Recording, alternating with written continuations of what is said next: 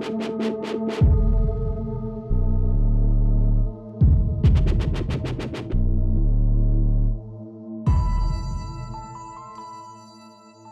is Ollantaytambo, and it's the last Inca town which is still more or less intact.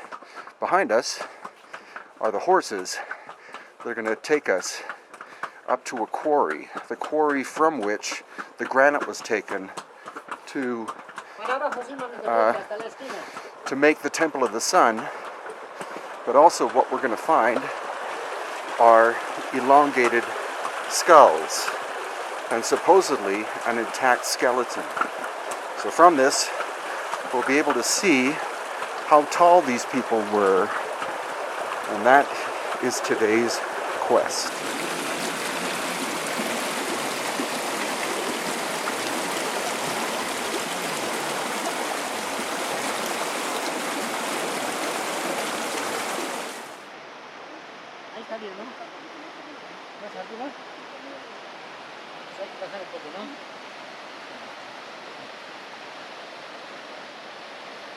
So we're now on an Inca trail, and we're on horses.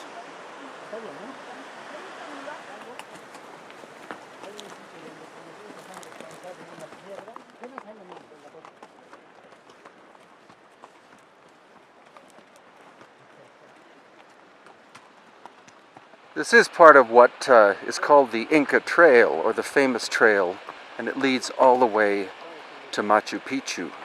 But that's not where we're going today. Today we're going up to the quarry site where megalithic stones were extracted and used to form the Temple of the Sun at Ollantaytambo.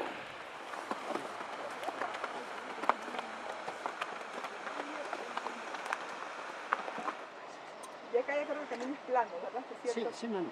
Todo es subidez. Que sea no hay bajada. Los estribos también. Voy a aumentar un poquito. Si mis piernas no son tan cortas. Sí, sí.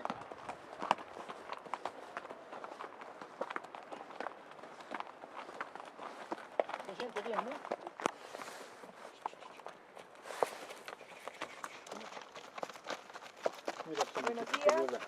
Yes.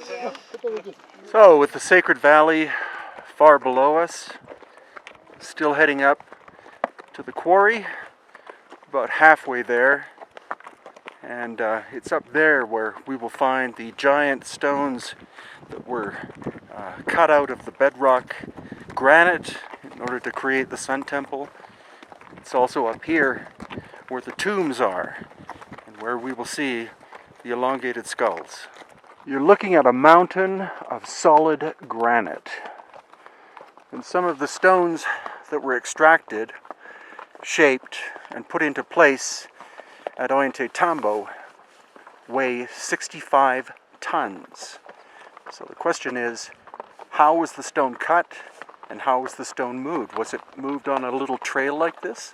Or is it possible that some of those stones predate the Inca by thousands of years, and the workmanship was done by a culture that was technically superior, or at least more advanced than the Inca were, and that the Inca inherited the Temple of the Sun?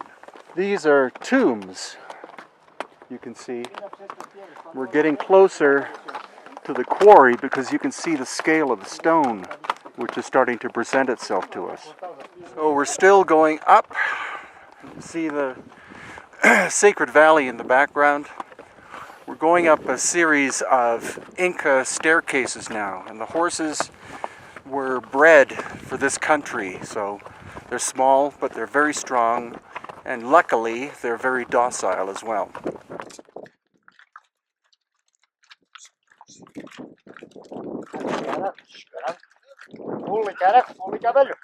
So you can see stones are starting to show up that appear to have been shaped, at least the one back there was. This is the actual quarry, and you can see that massive debris field above.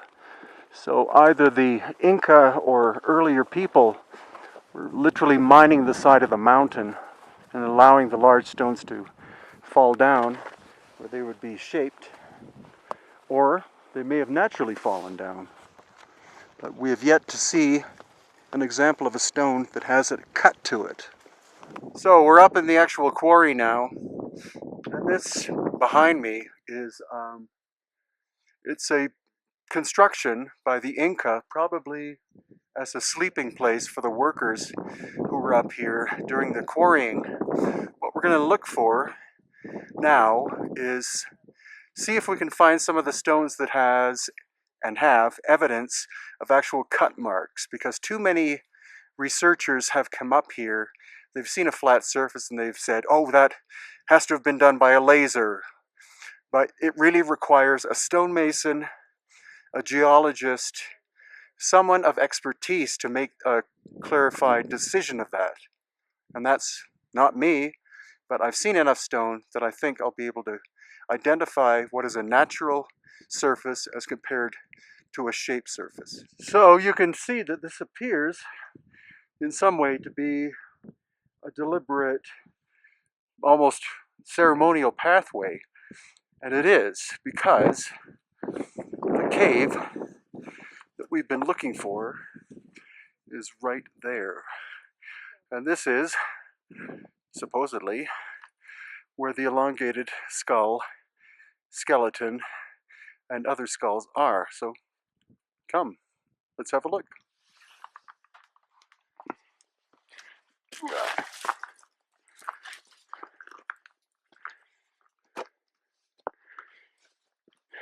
Oh.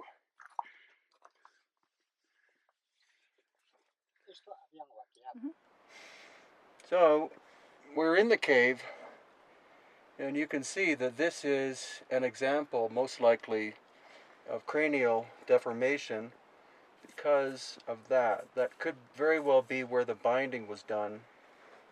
And it's hard to tell how many plates it has because the skin is still on. But this one, this is the bigger one here.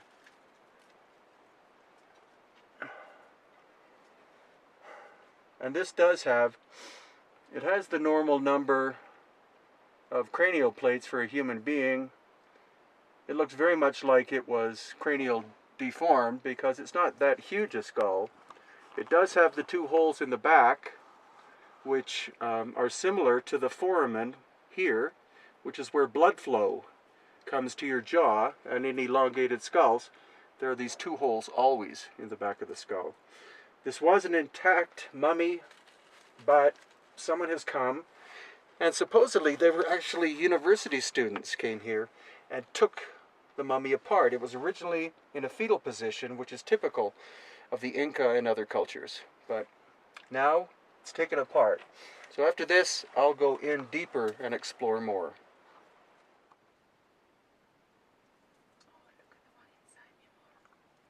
It looks like the one from Senor Lord Pie. In the back? Yeah, can you see it? Mm-hmm. Sí, es el pie, sí, es el pie. Es el talón. Es el pie. No, pero al ladito también creo que es el pie. Sí, de acá. Una raíz que se ha salido un palito. Aquí está el otro, mira acá. So I've made approximate measurements of some of the femurs here, and two of them would appear that the individuals here were between 5'10" and 6'1", and that's much taller than the average Peruvian of today, possibly much taller than the average Inca. But a lot of local oral tradition says that the Inca were in fact tall people.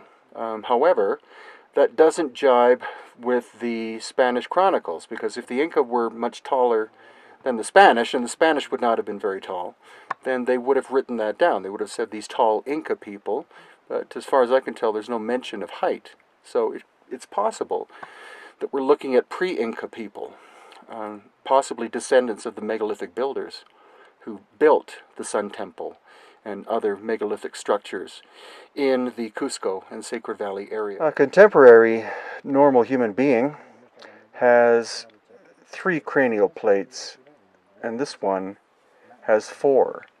This suture here is not normal in contemporary human beings, which is quite intriguing. What you'll also notice is the depression on the top of the skull like that.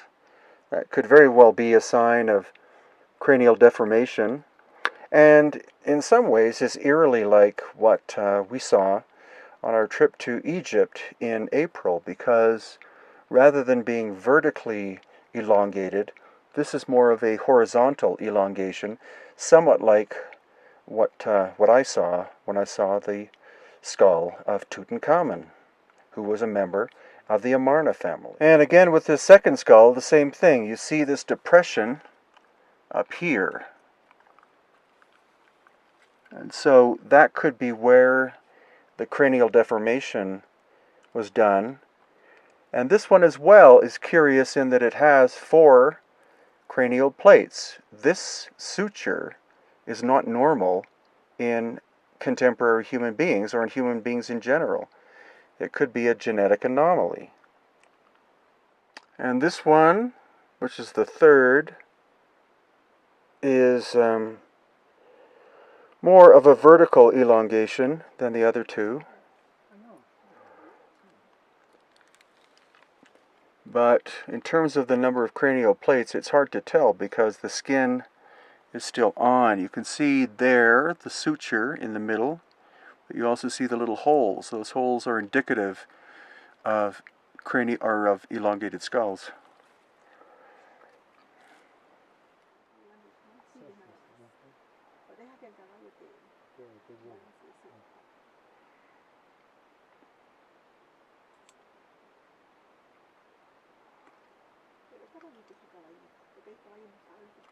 We're in the actual Inca period quarry, and you can see these roughly shaped stones.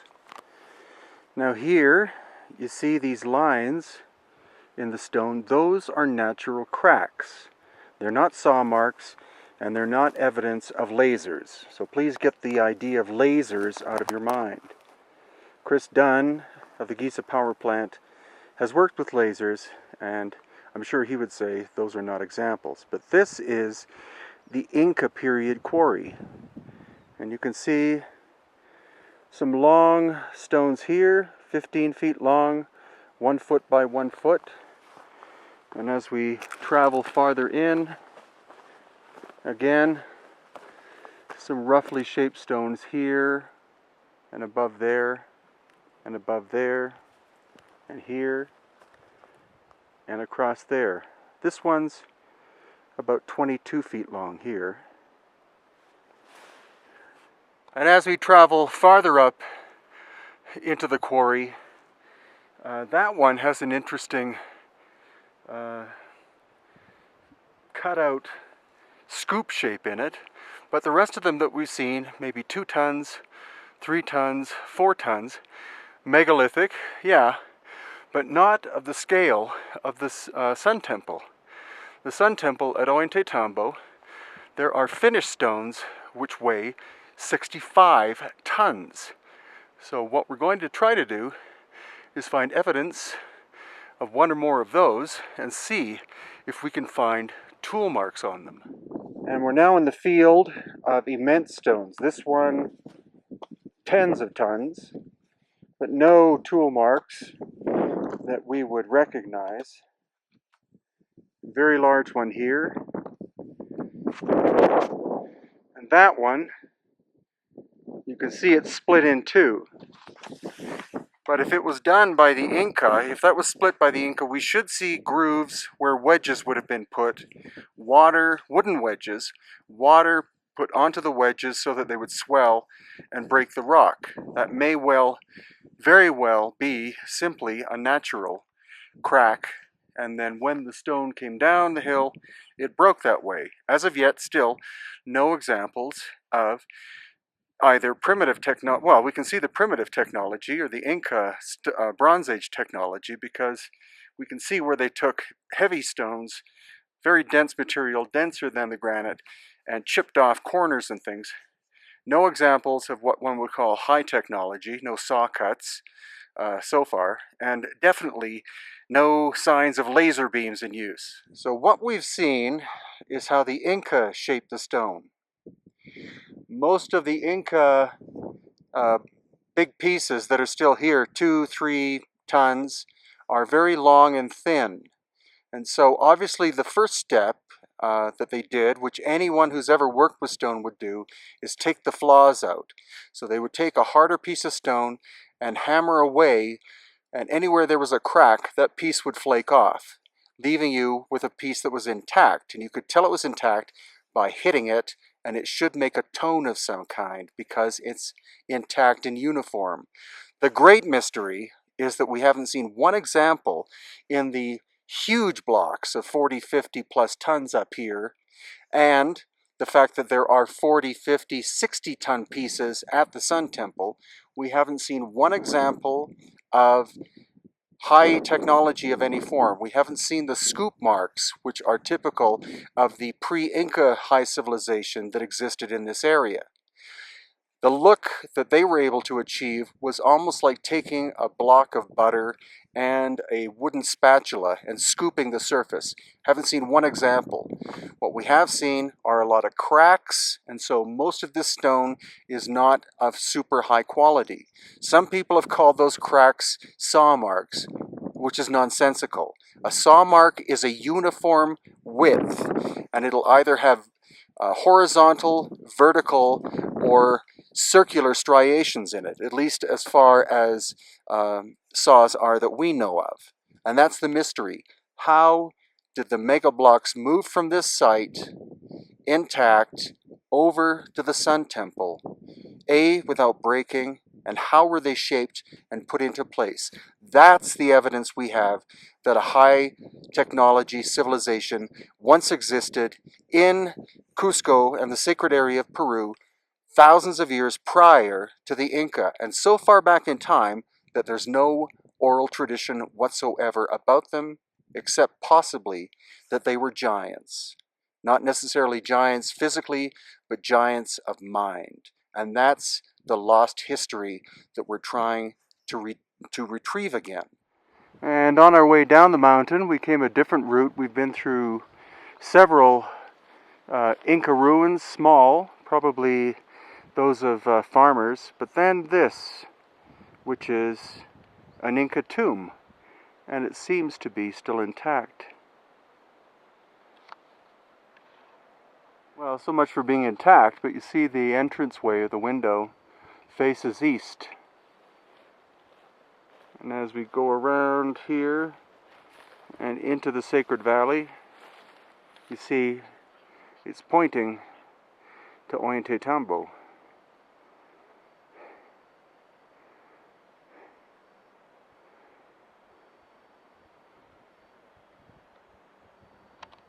So you can see from the walls we're going past that Inca people, or Inca period people, lived here.